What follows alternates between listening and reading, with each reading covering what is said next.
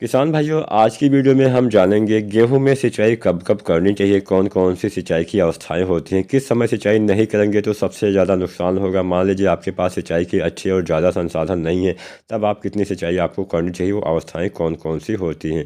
किसान साथियों, जैसे एक अच्छी किस्म का चुनाव करना बेहतर होता है, जैसे एक अच्छे खेत का चयन करना बेहतर होता है, जैसे समय से खादों का इस्तेमाल करना अच्छा रहता है, वैसे ही हमें सिंचाई भी समय से करनी होती है।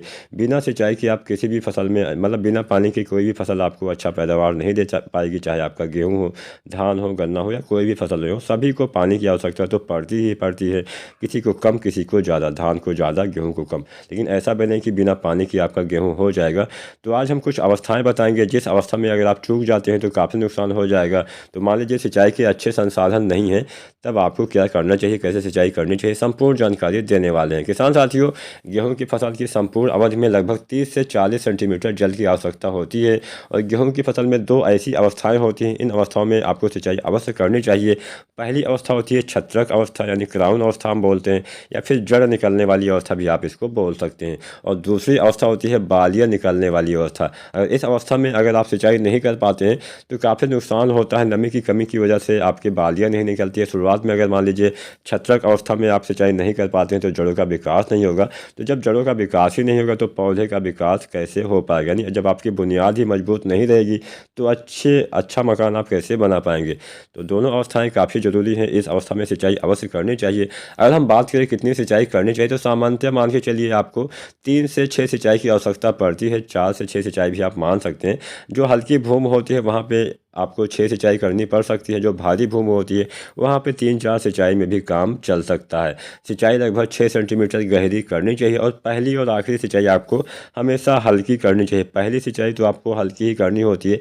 अगर आप पहली और आखिरी सिंचाई हल्की नहीं करेंगे तो पहली सिंचाई अगर आप मान लीजिए बहुत ज़्यादा पानी भर देते हैं, फसल पीली हो जाती है, ग्रोथ रुक जाती है, बढ़वार रुक जाती है, पौधे में जड़ों का विकास बाधित हो जाता है, जिससे आपकी फसल कमज़ोर होने से उत्पादन में कमी आती है। अंतिम सिंचाई अगर आप भारी करते हैं, आपकी फसल गिरने के चांस रहते हैं, आपकी फसल गिर भी सकती है। तो इस बात का आपको ध्यान रखना है। जो ऊसर भूमि होती है, हल्की वाली भूमि, वहाँ पे पानी 15 से 20 घंटे से ज़्यादा टिकना नहीं चाहिए। अगर इससे ज़्यादा टिक जाता है तो आपकी फसल हवा चलने से, थोड़ी सी भी हवा चल जाएगी तो गिर जाएगा। इसके साथ साथ आपकी फसल को गिरने से बचाने के लिए बालियाँ निकलने के बाद सिंचाई हवा बंद होने के बाद ही करनी चाहिए। अक्सर सिंचाई शाम के समय करेंगे तो बेहतर रहेगा। अब हम अवस्थाएँ जान लेते हैं, कौन कौन सी अवस्था में हमें सिंचाई करनी होती है। पहली अवस्था, जिसको हम छत्रक अवस्था या फिर क्राउन अवस्था बोलते हैं, यानी जड़ निकलने वाली अवस्था बोलते हैं इसको, तो ये बुआई के 20 से 25 दिन पर आ जाती है। तो बुआई के 20 दिन के बाद आपको पहली सिंचाई करनी होती है। 25 दिन तक, 26 दिन तक, 27 दिन तक आप कर सकते हैं। दूसरी अवस्था होती है कल्ले निकलने वाली अवस्था। ये अवस्था बुआई के 40 से 45 दिन पे आ जाती है। तो कल्ले निकलते समय भी पानी की आवश्यकता होती है। इस समय भी आपको सिंचाई अवश्य करनी चाहिए। तीसरी अवस्था होती है पौध बढ़वार एवं बूट अवस्था। तो इस अवस्था में सिंचाई नहीं करेंगे तो बालियाँ निकलने पे काफ़ी फर्क पड़ता है। बालियाँ कमज़ोर रह जाती हैं, पतली आती हैं, छोटी रह जाती हैं, जिससे उत्पादन में कमी आती है। तो इस समय भी आपको, यानी 60 से 65 दिन पे आपको तीसरी सिंचाई अवश्य करनी चाहिए। चौथी सिंचाई आपको गेहूँ की फसल में फूल आने से पहले करना होता है, यानी बुआई के 80 से 85 दिन के बाद आमतौर पर ये अवस्थाएँ आ जाती हैं।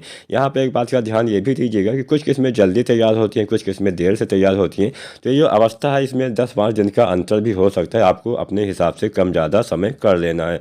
जो पांचवी अवस्था आती है दुग्धावस्था। दुग्धावस्था आपकी बुआई के 110 से 115 दिन की अवस्था में, दिन के बाद आ जाती है। तो दुग्धावस्था में अगर सिंचाई की कमी रह जाती है, पानी की कमी रह जाती है, तो दाने आपके पतले रह जाते हैं, सही से आपके दाने का भराव नहीं होता है, कमज़ोर रह जाते हैं, जिससे उत्पादन में कमी आती है। अब हम जानते हैं छठवीं अवस्था। छठवीं अवस्था आती है दाने कड़े होने वाली अवस्था। ये आपके बुआई के 120 से 135 दिन के बाद आती है। तो इस समय भी आपको सिंचाई अवश्य करनी चाहिए।